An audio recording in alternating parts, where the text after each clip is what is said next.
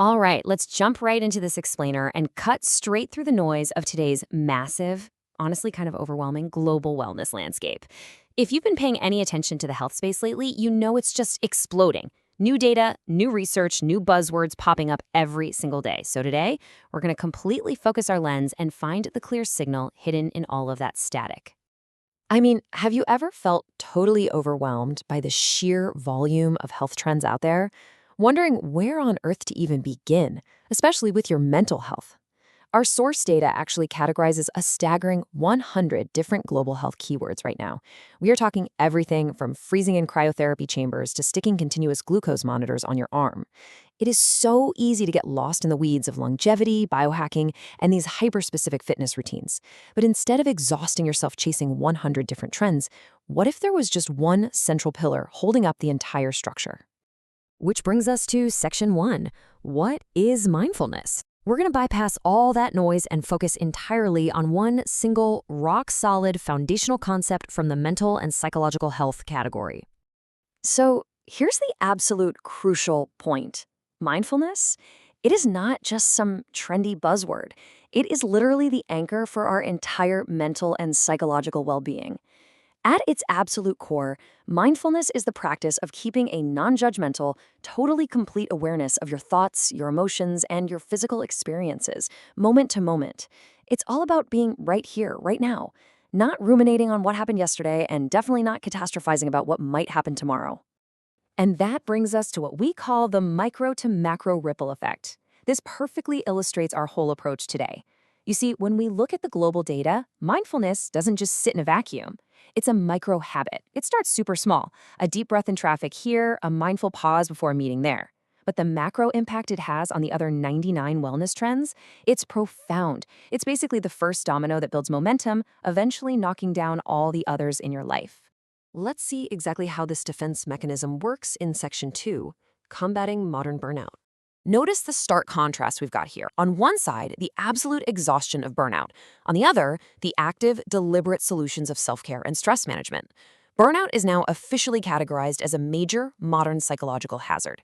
It's that awful state of emotional, physical, and mental exhaustion caused by excessive, prolonged stress.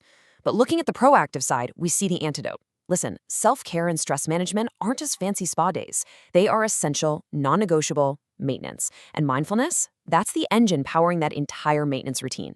To actively manage that stress, the global wellness data hands us a highly specific mindfulness toolbox to rely on. We're talking meditation, breathwork, and sound bath healing. And these are all direct biological applications. Think about it. Meditation literally trains the brain's focus. Breathwork physically forces your nervous system to slow down. And sound baths, they actually use specific acoustic frequencies to physically alter your brainwave states, basically shifting you effortlessly into present awareness.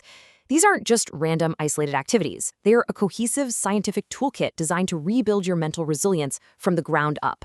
By consistently using these tools, we actively fight off burnout to achieve what feels like the ultimate goal, work-life balance. But here's the fascinating thing about work-life balance. It isn't actually about splitting your day perfectly in half. It is a psychological state. It's your ability to mentally clock out when you physically clock out. Mindfulness trains your brain to stop stressing over some random 3 p.m. work email when you're sitting at the dinner table with your family at 7 p.m. But what's the single biggest modern barrier to finding that balance? Let's dive right into section 3, the digital detox connection. I want you to ask yourself honestly, how much of your daily stress is tied directly to the devices you're probably looking at right now? We are constantly bombarded by notifications, endless news feeds, and group chats. This permanent digital tethering completely fragments our attention and keeps our nervous systems locked in this low-grade, exhausting state of fight or flight. Which brings us to a fascinating, kind of hilarious modern paradox. Look at the contrast between a digital detox and our everyday reliance on wearable tech and health apps. Think about this for a second. We are literally using smart technology to track our sleep and optimize our health, while simultaneously desperately needing a break from that exact same technology just to save our sanity. It is a wildly contradictory loop we are all currently stuck in. Fortunately, mindfulness acts as the bridge over that gap between digital connection and total mental overload. It all comes down to intentionality. A genuinely mindful approach to digital health means, say, using your smart ring to check your sleep data in the morning, and then deliberately putting the phone away to actually be present for your day. It empowers you to squeeze all the benefits out of modern digital health tools without falling victim to total digital burnout. Okay, let's pivot a bit to section 4, practicing mindful eating. Let's look at how this exact same mental presence completely transforms our physical health and our diet. When we put these massive diet and nutrition trends side by side, it's pretty eye-opening. Strict regimens like keto and intermittent fasting, they are completely rule-based. They rely on the strict math of exactly what macronutrients to consume and precisely what time to eat them. But psychological approaches are an entirely different ballgame.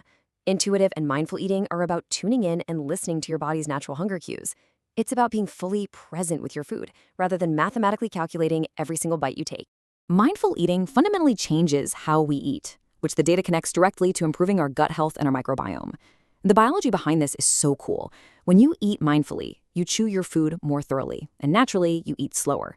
This actually shifts your nervous system out of that panicked fight or flight mode and drops it right into a rest and digest state, which actively optimizes how you absorb nutrients.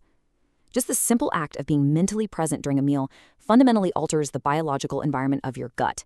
It is a perfect, undeniable example of mental health directly steering your physical health. So, we've seen how mindfulness impacts stress, our screens, and even our diet. Now let's pan all the way out for section 5, the path to holistic wellness. Let's see how this single, simple practice builds a massive ripple effect across all these other wellness categories. Good sleep hygiene? Well, that requires a calm mind before bed. Active recovery, like stretching or some light yoga? That requires tuning in to your body's specific physical sensations. And nature therapy, or forest bathing as it's sometimes called, that is literally just the practice of being mindfully present outdoors. The core skill, present awareness, is exactly the same across the entire board. It's a clear, undeniable progression.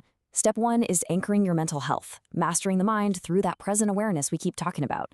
Step 2 is applying that awareness to your everyday health, how you eat, how you use your phone, how you handle that annoying traffic jam. And then step 3 is arriving at true holistic health. That's the sweet spot, a state where your mind, your body, and your environment are completely integrated and working effortlessly together. So, I'm going to leave you with this. Looking at all these tools we just covered, how will you implement a mindful practice into your daily routine starting right now, today? Will you choose to leave your phone in another room for just an hour tonight?